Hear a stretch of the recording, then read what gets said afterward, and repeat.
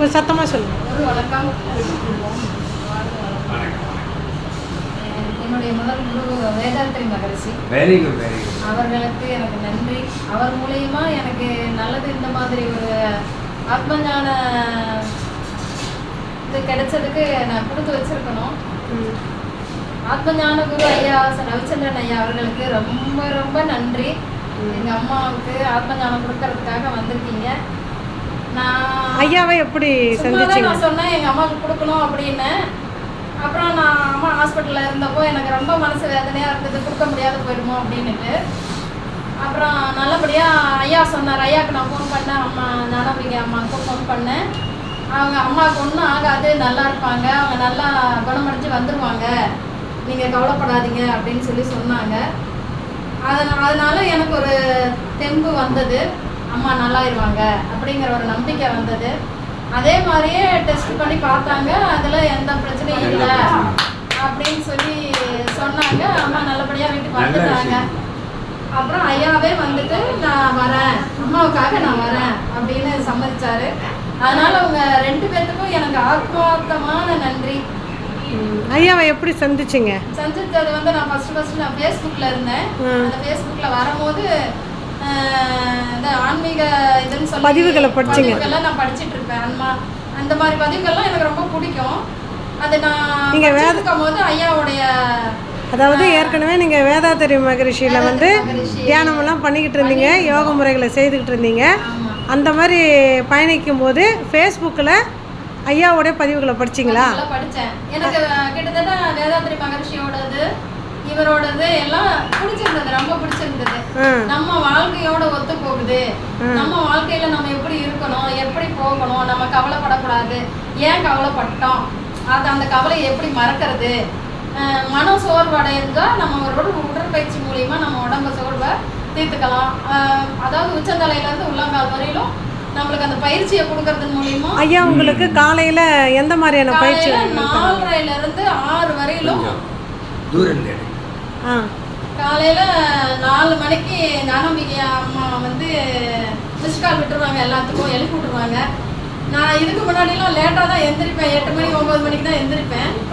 ஆனால் இந்த ஆத்மஞான குரூப்பில் சேர்ந்ததுலேருந்து 4:30 எந்திரிச்சுக்குவேன். 4 எந்திரிச்சிட்டு குளிச்சுட்டு ரெடியாக நான் தியான கிளாஸ்க்கு உட்காந்துக்குவேன். உட்காந்ததுலேருந்து முடிகிற வரையிலும் காது கொடுத்து நல்லா கேட்டுட்டு இருப்பேன். அப்பாவோட ஐயாவோட சொற்பொழிவுலாம் எனக்கு புரிஞ்சது, ரொம்ப புரிஞ்சது. இதை உங்கள் குடும்பத்துக்கும் போய் சேர்க்கணும்னு நினச்சிங்களா? ஆசைப்பட்டேன் நான். எனக்கு இன்னொன்று வந்து எங்கள் தங்கச்சி, எங்கள் அக்கா, எங்கள் குடும்பம், எங்கள் தங்கச்சி பொண்ணுங்க, எங்கள் அக்கா பொண்ணுங்க, எங்கள் அம்மா, இன்னும் அந்த அம்மா, அது இவங்களெல்லாம் எனக்கு ரொம்ப பிடிக்கும். நான் எப்படி இன்பம் பெற்றானோ அதே மாதிரி இவங்களும் என்ன சார்ந்தவங்களும் ஒரு நீண்ட ஆயுளோட ஆரோக்கியத்தோட இந்த ஆத்ம ஞானத்தை பெறணும்னு ஆசைப்பட்டேன். அதே மாதிரி தானாவே நடந்தது. இந்த 2 வாரம் உங்களுக்கு அந்த யோகாவும் தியானமும் பண்றதுனால உங்களுக்கு வாழ்க்கையில ஒரு மாற்றம் நிகழ்ந்திருக்கா? தியானம் செய்ய ஆரம்பிச்சதுல இருந்து உடல் சோர்வு இல்ல, மன சோர்வும் இல்ல, தைரியம் கொடுக்குது. அதே மாதிரி ஒரு பாசிட்டிவ் எனர்ஜின்னு சொல்லலாம். மொத்தமா சொல்லணும்னா ஒரு பாசிட்டிவ் எனர்ஜி தான் எனக்கு இருக்கு, எனக்குள்ள இருக்கு. ஐயா இது முற்றிலும் இலவசமா தானே கொடுக்குறாரு? இலவசமா தான் தராரு, மக்களுக்கு சேவையா கொடுக்குறாரு. இது வந்து எல்லாரும் பயன்படுத்திக்கணும்னு நான் நினைக்கிறேன். எனக்கு இது வந்து நம்மளுக்கு இந்த வாழ்க்கையில எனக்கு கிடைச்ச ஒரு நல்ல அரிய வாய்ப்பு. அந்த வாய்ப்பை மற்றவங்களும் பயன்படுத்திக்கணும்னு நான் நினைக்கிறேன். முதல்ல உங்க குடும்பத்துக்கு கொடுக்கணும். நீங்க வந்திருக்கிற குடும்பத்துக்கு காலையிலே எல்லாரும் ஒரு 4:30 மணிக்கு எழுந்திருக்கணும். உங்களுக்கு கிடைச்ச அத்தனை நல்ல விஷயங்களும் கிடைக்கணுன்றதுக்காக நீங்கள் பிரார்த்தனை பண்ணிக்கிங்க. இந்த ஞான உபதேசம் உங்கள் தாய்க்கும் உங்கள் உறவினர்களுக்கும் நன்றாக போய் சேரும் என்பது ஆத்ம ஞான ட்ரஸ்டியோடைய நோக்கம். ஓகேங்க ஐயா, நன்றிம்மா. நன்றி, வணக்கம். அம்மா நீங்கள் ஐயா வந்ததை பற்றி சொல்லுங்கள். உங்களுக்கு எந்த மாதிரியான ஞானம் வேணும்? உங்கள் வாழ்க்கையில் எவ்வளவோ வளர்ந்துருக்கீங்க. உங்கள் பேர் என்னங்கம்மா? நீங்கள் என்ன ஊர்?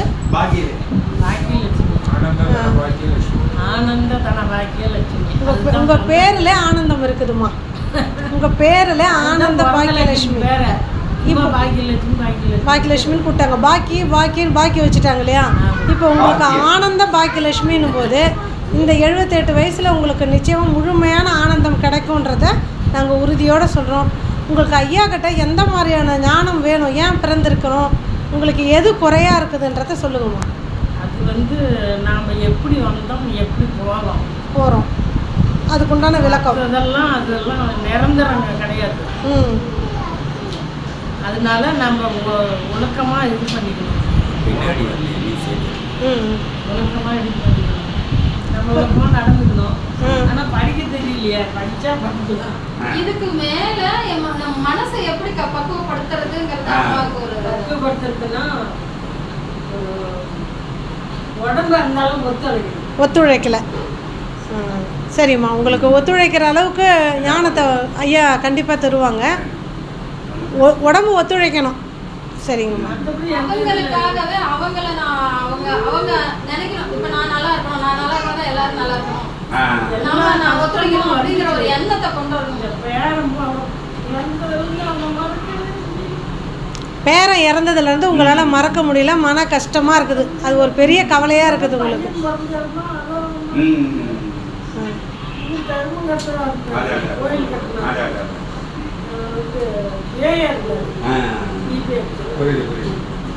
எல்லாத்துக்குமே நல்லா செய்வது,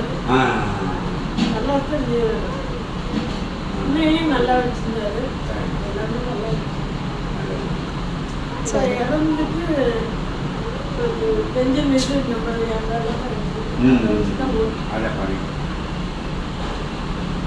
அதனால பிள்ளைங்க இறந்துதான்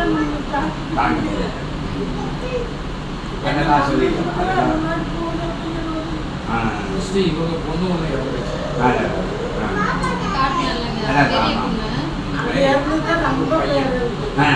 பையன் 21 வயசு.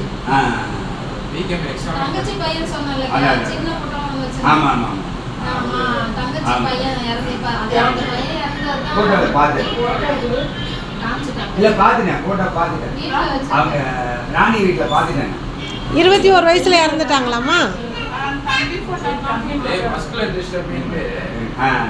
நடிகர் நெப்போலியனுடைய பையன் இருக்காங்க. ஆமா, அந்த கம்ப்ளைண்ட் அப்படியே இந்த பிள்ளைங்களா? இந்த பிள்ளை இறந்தது உங்களால் தாங்கிக்க முடியல. 21 வயசு, நல்ல டேலண்டான பையன்.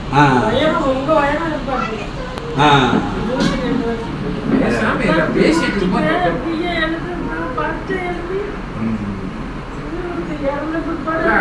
படிக்கிறதுல நல்லா ஆர்வம் இல்ல. கழுத்து நீளம் உடம்பு ஏறல. 10 வயசு வரைக்கும் நல்லா சைக்கிள் ஓட்டி நடந்துட்டு தான் இருந்தாங்க. செல்ஸ் வேலைப்பாடு இல்லை. சத்துள்ள பொருள் சாப்பிட்றோம்னா அந்த சத்தை கிரகிச்சு நம்ம உடம்புக்கு சாப்பிட உறுப்புக்கும் அனுப்புற செல்ஸ் டோட்டல் மசில்ஸ். அது அந்த செல்ஸ் நமக்கு நார்மல் பாடிக்கு ஒரு செல் அழிஞ்சுன்னா 100 செல் உற்பத்தி ஆகும். அவங்களுக்கு செல்லு டெத் ஆகிறதோட சரி, புது செல்லு உற்பத்தி செய்யறாங்க. அது அப்படியே கொஞ்சம் கொஞ்சமா செல்லு டவுன் ஆக நடக்க முடியல. அது குறிப்பிட்ட ஏஜுக்கு மேல இருக்காது. 18 வயசு தான் அவங்களுக்கு. 21 வயசுனா நாங்களுடைய கவனிப்புல 2 வருஷம் எக்ஸ்ட்ரா இருக்காரு. கடைசி வரைக்கும் நல்ல டேலண்டான. இன்னமும் துக்கமே தாங்க முடியல. ஒரு பெண் வைக்கிறது அவங்க போய் 1 மணி நேரம் தான் சுற்றி போனாங்க. நம்ம எல்லாத்துக்குமே தீர்வு இருக்கணும். தீர்வு இருந்ததுன்னா அந்த தீர்வு பெற்றோம்னா, அந்த தீர்வை அடைஞ்சோம்னா நமக்கு கவலை போயிடும். முதல்ல கவலை போகிறதுக்கான வழியை பார்க்கணும். ஏன் கவலை போகணும்? அதாவது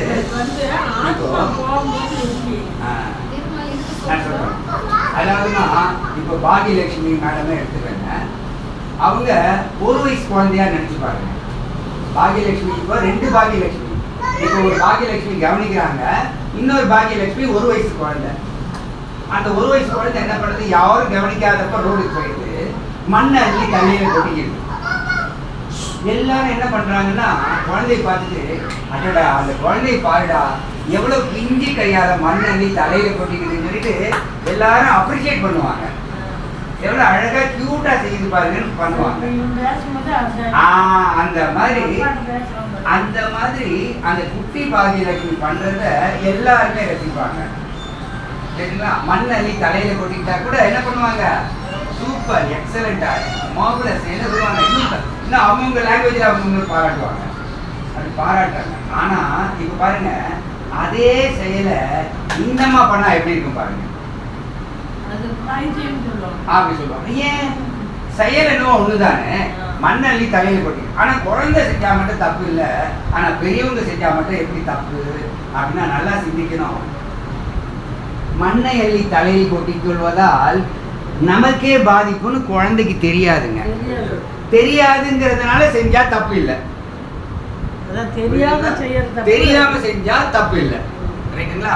ஆனா இவங்க தெரியும், மண் அள்ளி தலையில கொட்டிட்டா நமக்கெல்லாம் தலையெல்லாம் பிசு பிசுன்னு ஆயிடும், ஸ்கின் அலர்ஜி வரும், உடம்பெல்லாம் பிசு நோய் வரும், ஸ்கின் நோய் வரும், எல்லாமே கஷ்டம், இருமல் வரும், சளி பிடிக்கும், எல்லாமே வரும். அப்போ மண்ணை அள்ளி தலையில் கொட்டிக்கொள்வதால் நமக்கு தீங்குன்னு இந்த அம்மாவுக்கு தெரியும். அதை தெரிஞ்சும் அந்த தப்பு செஞ்சா முட்டாள்தனம் தான் சொல்லுவாங்க. சரிங்களா? அதே மாதிரி தான் நம்மளும் கவலைப்படுவதால் நம் மனமே பாதிக்கப்படுகிறது அப்படின்னு எல்லாருக்கும் தெரியுங்க. இது வரைக்கும் தெரியாதுங்க, அதனால கவலைப்பட்டீங்க. நேற்று கூட அழுது, இப்போ கொஞ்ச நேரத்துக்கு முன்னாடி கூட அழுதாங்க. ஏன் அழுதாங்க? கவலைப்படுவதால் நம்ம மனசுதான் பாதிக்கப்படுதுன்னு தெரியாதுங்க. ஆனா இப்ப தெரிஞ்சுக்கிட்டாங்க. என்ன தெரிஞ்சுக்கிட்டாங்க? கவலைப்படுவதால் நம் மனமே பாதிக்கப்படுதுன்னு தெரிஞ்ச பிற்பாடும் கவலைப்பட்டா அது முட்டாள்தனம் தான் சொல்லுவாங்க. அதனால நம்ம கவலைப்படக்கூடாது. அது இல்லாம அதனால எந்த பலனும் இல்லை. பலனில்லாத வேலையை செஞ்சா நம்ம முட்டாள்னு தான் சொல்லுவாங்க. இப்போ காரணமே இல்லாம சிரிச்சிட்டு இருந்தாக்கா என்ன சொல்லுவாங்க? அதனால கவலை எப்படி போக்குறதுன்னு நான் சொல்லித்தரேன், அது வேற. ஆனா நம்ம கவலைப்படக்கூடாது என்பதை நாம் புரிந்து கொள்ள வேண்டும். ஏன்னா ரெண்டாவது இன்னொன்னு கேட்குறாங்க, அந்த இறந்துட்டாரே அவர் பேர் சொல்லுங்க. கோபிநாத். கோபிநாத். இப்போ அந்த கோபினோட ஆத்மா இங்க இருக்குன்னு வச்சுக்கிறேன். நீங்க எல்லாரும் அழறீங்கன்னா கோபிநாத் ஆத்மா சந்தோஷப்படும் நான் நினைக்கிறீங்க? சந்தோஷப்படுமா? நீங்க எல்லாம் அழுதீங்கன்னா சந்தோஷப்படுமா? இருக்க முடியல. ஆஹா, நான் உங்களை பத்தி கேட்கல, கோபிநாத்தை பத்தி கேட்கிறேன். நான் கோபிநாத் இங்க பாத்துட்டு இருக்காரு, நீங்க எல்லாம் அழுதுட்டு இருக்கீங்கன்னா கோபிநாத் என்ன மனசுல நினைப்பாரு? நம்ம இறக்குறது இயற்கை தானே, பிறப்புன்னு இருந்தா இறப்புன்னு இருக்குதானே சொல்லுவோம். அதை புரிஞ்சுக்காம இவங்க ஏன் அழுதுகிட்டே இருக்காங்க? ஒரு நாள் அழலாம், 2 நாள் அழலாம், இத்தனை வருஷமாவும் அழுதுட்டு இருந்தா தப்பு இல்லையா? ஏன் இது புரிய மாட்டேங்குது? அது மட்டும் இல்லாம அதை நினைச்சு இவங்க அழ ஆரம்பிச்சுருவாங்க. உண்மையா இல்லையா? அப்ப உங்களுக்கு பிரியமானவங்க கவலைப்பட வைக்கலாமா நீங்க? அதனாலேயாவது நீங்க அழுகையே நிறுத்தணும். இப்ப புரியுதுங்களா? ஸோ நீங்க கவலைப்படுவதை நிறுத்த வேண்டும். ரெண்டாவது, அவருக்கு யாராவது ஏமாத்திட்டு காசு ஏமாத்திட்டாங்கன்னா அது நினைச்சு கொஞ்சம் வருத்தப்படுறதுல ஒரு அர்த்தம் இருக்கு. மரணம் என்பது எல்லோருக்குமே பொதுவான விஷயம். பிறப்புன்னு இருந்தா சொல்லுங்க, இறப்புன்னு இருந்தே ஆகும். இது நமக்கு தெரிஞ்ச பிற்பாடும் நம்ம கவலைப்படலாமா? கூடாது. அது மட்டும் இல்லாம நம்ம ட்ரெயின்ல டிராவல் பண்றோம். ட்ரெயின்ல டிராவல் பண்ணும்போது என்ன பண்றாங்க? ஒரு ஸ்டேஷன்ல வண்டி நிற்கும் போது என்ன பண்றாங்க? நிறைய பேர் ஏறுறாங்க, இவ்வளவு பேர் ஏறுறாங்க. அதுக்கப்புறம் என்ன பண்றாங்க? அதுல இருக்கிறவங்கள கொஞ்சம் பேர் இறங்கிடுறாங்க. ஏறுறவங்க எல்லாம் பிறக்கிறாங்கன்னு அர்த்தம், இறங்குறவங்க எல்லாம் இறந்துடுறாங்கன்னு அர்த்தம். அப்போ ஒவ்வொரு ஸ்டேஜ்லயுமே சில பேர் இறப்பார்கள், சில பேர் பிறப்பார்கள். உண்மைதானம்மா? நமக்கும் ஒரு நாள் அது வரப்போகுது. நம்ம அதை புரிஞ்சிக்காம அதெல்லாம் தெரிஞ்சு வச்சுக்கணும். இது இயற்கை என்று புரிந்து கொள்ளணுமா? ரெண்டாவது இன்னொன்னு சொல்றேன், இதே பக்கத்து வீட்டுக்காரங்க வீட்டுல பக்கத்து தெருவுல ஒருத்தர் அவர் வீட்டு பிள்ளை இறந்துட்டாங்கன்னா அதுக்காக நீங்க கவலைப்பட மாட்டேங்கிறீங்க. கரெக்ட் தானமா? உங்க பிள்ளை மட்டும் இறந்தா மட்டும் கவலைப்படுறீங்கன்னா என்ன காரணம்? பற்றுதல். நீங்க அதீதமான பற்றுதல் வச்சிருக்கீங்க. அந்த பற்றுதல் தான் காரணம். பற்றுதல் வைக்க கூடாதுங்க. ஆனா அக்கறை இருக்கலாம். எப்படி நம்ம பிறந்தோமோ அது ஒரு நாள் இறந்தே தீருவோம். தீருவோம். அப்படிங்கிற ஒரு இது. இங்கதான் பாகியலட்சுமி என்ன பண்றாங்கன்னா பாக்கியம் கொடுத்து வச்சிருக்கீங்க. ஆனந்த அறிவெல்லாம் உங்களுக்கு ஏற்கனவே இன்பில்டா இருக்குமா, அதுவே நீங்க அது நான் நீங்க எப்பவுமே படிக்கலன்னு கவலைப்படாதீங்க. தாத்தா வச்ச பேர். நீங்க படிக்கலையேன்னு கவலைப்படவே படாதீங்க, புரியுதுங்களா? ஆனா உங்களுக்கு அவ்வளவு அறிவு இருக்கு. அந்த அறிவை பயன்படுத்தி என்ன பண்ணணும்னா எல்லாருக்கும் நீங்க ஆறுதல் சொல்லணும். ஆறுதல் சொல்ல வேண்டிய நீங்களே அழுதுட்டு இருந்தா அவங்க எல்லாம் அழாம என்ன பண்ணுவாங்க? ஒண்ணுல ஒரு 5 பேர் அழுங்க, அந்த பையனை அழ ஆரம்பிச்சுவான். அந்த பையனுக்கு ஒண்ணும் தெரியாது, இந்த சின்ன பையனுக்கு. ஆனா நீங்களாம் அழகு பார்த்து அவனை ஆரம்பிச்சோம். அதனால நம்மளுடைய கவலை பிறரையும் தாக்கும். அதனால பெரியவங்க, அறிவுல சிறந்தவங்க, புத்திசாலித்தனம் அதிகமா இருக்கிறவங்க, படிச்சாலாம் புத்தி கிடையாதுங்க, அப்படி கிடையாது. அனுபவத்திலேயே நிறைய புத்தி வரும். அப்ப அந்த புத்திசாலித்தனமா இருக்கிறவங்க என்ன பண்ணணும்? அவங்க அழுதாங்கன்னா நீங்க என்ன பண்ணணும்? அழாதீங்க, அவங்க நம்ம கூடயே இருக்கிறாங்க. நீங்க செய்யற அத்தனை பேர் செய்யற செயலையும் பின்னாடி அவர் இருந்துட்டு உங்களுக்கு வெற்றியை கொடுப்பாங்க அப்படின்னு நீங்க இருந்தீங்கன்னா கோபிநாத்தோட ஆத்மா சாந்தி அடையும். அவர் உங்க பையன் தானே, அப்ப சாந்தி அடையணும்ல, அந்த ஆத்மா சாந்தி அடையணும்ல. நீங்க அழுதுகிட்டே இருந்தா எப்படி சாந்தி அடையும்? அதனால அவங்க நன்மைக்காக யோசனை பண்ணாலும் நீங்க கவலைப்படக்கூடாது. நம்ம வருத்தப்பட அவங்க ஒரு நல்ல ஒரு இது சேர முடியாது. அதுதாம்மா, அதை புரிஞ்சுக்கங்க. முதல்ல கவலைப்படக்கூடாது. கவலைப்படுவது முட்டாள்தனம். குழந்தை செஞ்சா அது தப்பு இல்லை, குழந்தை செஞ்சா அது தப்பு இல்லை. அது மாதிரி நீங்க இதுவரைக்கும் கவலைப்பட்டது தப்பு இல்லை. ஆனா இப்ப இனிமே நீங்க கவலைப்பட்டா அது தப்பு. ஏன்? ஏன்னா கவலைப்பட்டா நம்மனமே பாதிக்க. அழுது இருந்தா அவன் மறுபிறவி எப்படி எடுக்கிறது? அவன் ஆத்மா சாந்தி அடையாது. சாந்தி அடையாம அங்கங்க அலைஞ்சிட்டு இருக்கும்போது நமக்கு என்ன இருக்கும்? அவன் ரொம்ப துன்பப்படுறான், அந்த ஆத்மா ரொம்ப துன்பப்படும். அதனால நீங்க என்ன பண்ணணும்னா அவனுக்காக கவலைப்படாம நிச்சயமா உங்க வெற்றிக்கு பின்னாடி அவன் இருக்கான்ற நம்பிக்கையோட இருக்க. சரிங்களா? எங்க அம்மா